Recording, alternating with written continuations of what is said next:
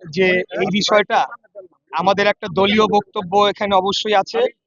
তো সেই দলীয় বক্তব্যের বাইরে গিয়েও আমি একটা ব্যক্তিগত বক্তব্য রাখতে চাই।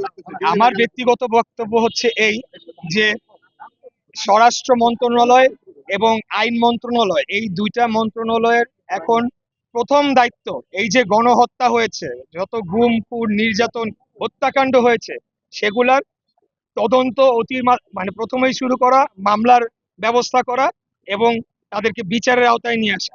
তো এই মন্ত্রণালয়ের দায়িত্বে যারা থাকবে তাদেরকে আগে সেটি প্রাধান্য দিতে হবে। কিন্তু আমরা ওনার বক্তব্যে হতাশ হয়েছি। উনি এখন আওয়ামী লীগকে দ্রুততম সময়ে পুনর্গঠন মানে রিহ্যাবিলিটেশনের কথা বলেছে।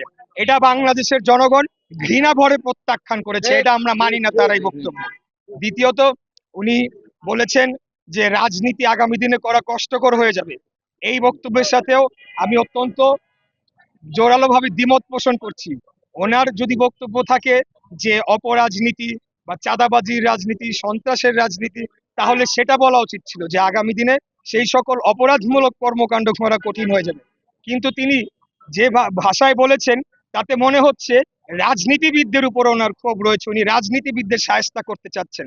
তাহলে যে এত সংগ্রাম, এত জীবন দান, এত আন্দোলনের পরে আমরা কি আওয়ামী লীগ যে অবস্থায় বাংলাদেশকে বিরাজনীতিকরণের দিকে নিয়ে গিয়েছিল, তার চেয়েও বড় স্বৈর শাসককে কি আমরা এনে ক্ষমতায় বসিয়েছি?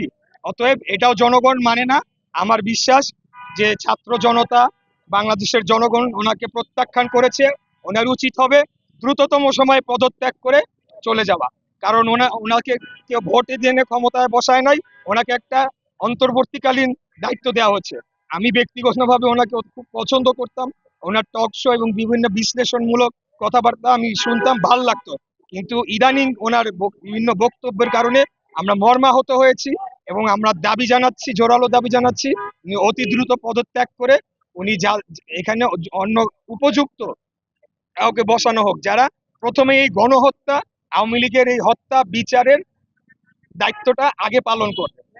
আমরা এরকম একজনকে চাচ্ছি। আমরা এমন কাউকে চাচ্ছি না যিনি তলে তলে আবারও আওয়ামী লীগ সেই স্বৈর শাসন প্রতিষ্ঠা করার জন্য। বিচার চাই, বিচার চাই, বিচার চাই।